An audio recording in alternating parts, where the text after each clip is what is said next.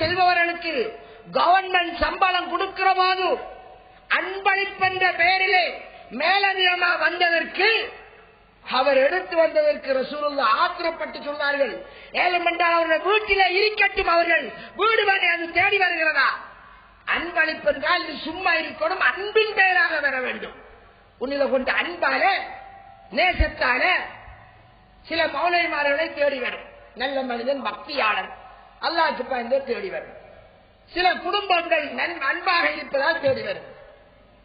இவர் ரசூலுல்லாஹினால் அனுப்பப்பட்டவருக்கு உண்மையிலே ரசூலுல்லாஹினுடைய ஒரு தூதர் என்ற அடிப்படையில் கொடுத்திருந்தாலும் அவருக்குரிய கொடுப்பனவு அரசாங்கம் கொடுக்க அவருக்கு வரக்கூடிய அன்பளிப்பை ஹலால் என்று சொல்வதா? இல்லை, தொடக்கூடாது. அன்புக்குரிய சகோதரர்களே, அதைத்தான் அல்லாஹ் தஆலா சுருக்கமாக சொல்கிறார். யா அய்யுஹல்லதீன ஆமனூ, ஏன் ஈமான் கொண்டவர்களே, அல்லாஹ் எங்களை பார்த்து சொல்கிறான். லா தஅகுலு அம்பாலக்கும் பைனக்கும் பில் பாத்தில், பிழையான முறையிலே உங்களுடைய சொத்துக்களை நீங்கள் உண்ணாதீர்கள், பிறருடைய சொத்தை பிழையான முறையில் அனுபவிக்காதீர்கள். சரியான வழி இதுதான் என்று இருந்தால் அந்த வழிக்கு மாற்றமான எல்லா வழியும் பிழையான வழி. ஒரு ஆணினுடைய கடமை இன்னதுதான் என்று ஒன்று சொல்லப்பட்டிருந்தால்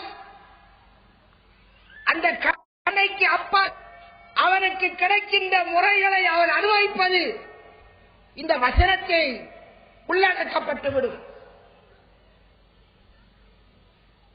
ஆணினுடைய கடமைப்பாடு என்ன, அவனுக்கு என்ன சொல்லப்பட்டிருக்கிறது?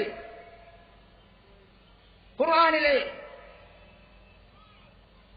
தொழுங்கள் என்று சொல்லப்பட்டதால் நாங்கள் தொழுகிறோம், அதை கடமை என்று விளங்கினோம்.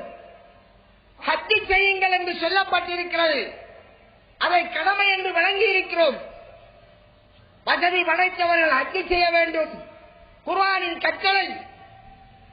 அதற்காக 3 லட்சம் ரூபாய் காசை செலவழித்து அந்த கடமை நிறைவேற்ற செல்கிறோம். ஏன்? அல்லாஹ்வுடைய கடமையை நிறைவேற்ற வேண்டும். எனக்கு அல்லாஹ் தந்திருக்கிறான், எனவே அதற்காக நான் சொத்துக்களை இழக்க வேண்டும். அப்போதுதான் நான் அல்லாஹ்வின் தண்டனையிலிருந்து தப்பலாம். இது விளங்குதா இல்லையா? இவ்வாறு விளங்கக்கூடிய நீங்கள் அதே அல்லாஹ் குர்ஆனிலே சூரத்துல் ரூமிலே, சூரத்துல் நூரிலே, சூரத்துல் நிசாவிலே, பல சூரத்துகளில் பல வசனங்களில் திருமணத்திலே ஆணின் கடமை என்ன என்பதை பற்றி சொல்லுகிறார். ஹஸ்ரத்மார்களே, அன்பிற்குரிய எனது நண்பர்களே, இந்த வசனங்களை ஹுத்பாக்களில் நீங்கள் ஏன் இதுவரை ஓதவில்லை? நாங்கள் ஓதனம் என்று நீங்கள் சொல்லலாம், நாங்கள் கேட்கவில்லை. அல்லாஹ் என்ன கூறுகிறான்? சூரத்துன் நூர் 33ஆம் வசனத்திலே அல்லாஹ் எல்லோருக்கும் ஒரு கட்டளை இடுகிறான். فَلْيَسْتَعْفِفِ لَا يَجِدُونَ نِكَاحًا حَتَّى يُغْنِيَهُمُ اللَّهُ مِنْ فَضْلِهِ. இது அல்லாஹ்வின் கட்டளை. அல்லாஹ்வின் கட்டளை. நீங்கள் உண்மை முஸ்லிம்களாக இருந்தால் வாலிபர்களுக்கு இடப்படக்கூடிய கட்டளை, திருமணம் முடிக்க உனக்கு வசதி இல்லையா, பெண் வீட்டு சொத்தை தேடி என்று அல்லாஹ் சொல்லவில்லை. மாமனார் மாமியிடம் பேரம் பேச என்று சொல்லவில்லை. எங்கடா ஒரு பொம்பளை இருக்கிறது, சொத்தும் இருக்கிறது என்று பார் என்று சொல்லவில்லை. குர்ஆனின் கட்டளை சூரத்துன் நூர் 33வது வசனம். இது அல்லாஹ் உங்களுக்கு இடுகின்ற கட்டளை. அந்த அல்லாஹ் இந்த இஸ்லாம் மார்க்கத்தை வரும் தொழுகைக்காக நோன்புக்காக தரவில்லை. ஏதோ சிறுக்கு இல்லாமல் பிதஅத் இல்லாமல் இருப்பதற்கு மட்டும் தரவில்லை. இஸ்லாம் மார்க்கம் முழு மனித சமுதாயத்திற்கும் சாந்தி சமாதானத்தை காட்டக்கூடிய மார்க்கம்.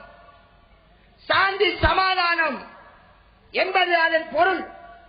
அந்த சாந்தியும் சமாதானமும் இஸ்லாத்தை பின்பற்றுவோர்களின் வாழ்க்கையில் மிளிர வேண்டும்.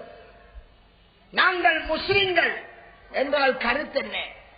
எங்களை கொண்டு சாந்தியை சமாதானத்தை உலக மக்கள் பெறலாம் என்று கூறுபவர்கள் நம்மை கொண்டா? அதற்குத்தான் நமக்கு சோழர் என்று பெயர் வைத்து விட்டார்கள். முஸ்லிம் என்றால் யார்? யார் முஸ்லிம்? அல் முஸ்லிம் மன் சலிமல் முஸ்லிமூன மின் லிசானிஹி வ யதிஹி. சுப்ஹானல்லாஹ், என்ன அழகான வரைவிலக்கணம். யார் முஸ்லிம் தெரியுமா? அப்துல்லா என்று பெயர் வைத்திருக்கிறவர். அவர் புள்ள பிறந்தது ஹத்னா செய்திருக்கிறவர். இன்றைக்கு முஸ்லிம் என்று பார்க்கிற அடையாளங்கள் பேரை பார்க்கார்கள். செக் பாயிண்டில முகம்மது, அப்ப நீங்க முஸ்லிம் போங்கள். பேர் மாறுகின்ற நாடா? கம்யூனிஸ்டர்கள் முஸ்லிம்களை சைனாவிலே ஒரு காலத்தில் அழித்தார்கள். ஆண்களை எப்படி அடையாளம் கண்டால் தெரியுமா? பேரை வைத்து மதிக்க முடியவில்லை. அவருடைய மர்ம உறுப்புகளை பார்த்து ஹத்னா செய்யப்பட்டீங்க பார்த்து அளித்தார்கள். இது ரெண்டும் தான் எங்களுக்கு அடையாளம். உலகத்திலே ஒரு முஸ்லிம் செய்யக்கூடிய ஒட்டுமொத்த முஸ்லிம்களுக்கும் ஒரே ஒரு அடையாளம், ஏகவித்த அடையாளம் ஹத்னா மட்டும்தான். வேறு எந்த அடையாளமும் கிடையாது. ஏன்? உலகில் உள்ள முஸ்லிம்கள் 150 கோடியிலே தொழக்கூடிய முஸ்லிம்கள் 100 கோடி இல்லை, 50 கோடி கிடையாது. முஸ்லிமின் அடையாளம் இல்லை, ஜக்காத் இல்லை, அது இல்லை, இது இல்லை. ஒன்றே ஒன்று பார்க்கிறார், அவன் மர்ம உறுப்பை அறுத்திருக்கிறாரா? இதுதானா முஸ்லிம்? ரசூலுல்லாஹ் சொல்கிறார்கள். சுப்ஹானல்லாஹ், என்ன வரைவிலக்கணம்! ஒரு உண்மையான முஸ்லிம் யாரென்றால் தன் நாவினாலோ தன் கையினாலோ பிற முஸ்லிமுக்கு எந்த தீங்கும் செய்யாமல் இருப்பானே அவன் தான் உண்மை முஸ்லிம். ஒரு இஸ்லாமியன் என்றால் காத்தாங்குடி டவுனை பார்த்தால் வழங்க வேண்டும், இல்லையா? அது முஸ்லிம் டவுன் அல்ல.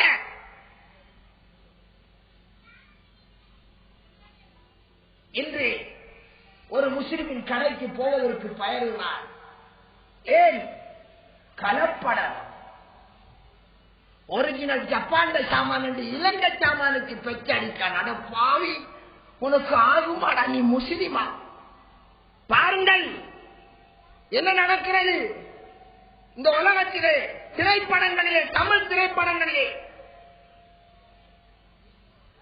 ஒரு குடு கடத்துறவனாக வருகிற போது, அதாவது அப்துல்லா பாய் என்று தாடியோட ஜுப்பாவோட ஒருத்தனை எடுத்துக்கு வரான். இன்றைக்கு திரைப்படத்திலே என்ன நடந்திருக்கிறது? ஒரு முஸ்லிம் தாடி ஜுப்பாவோட வருவார். இல்லையா? அவர் அப்துல்லா பாய், அவர் தான் பெரிய கிரிமினல் ஆயிருப்பார் குடு கடத்துறதுக்கு. இப்படி திரைப்படத்திலே ஆக்கி போட்டார். ஏன் ஆக்கினான்? அது நடந்திருக்கிறார். செக் பாயிண்ட் ஏர்போர்ட்ல பிடிபடுகிறார்கள்.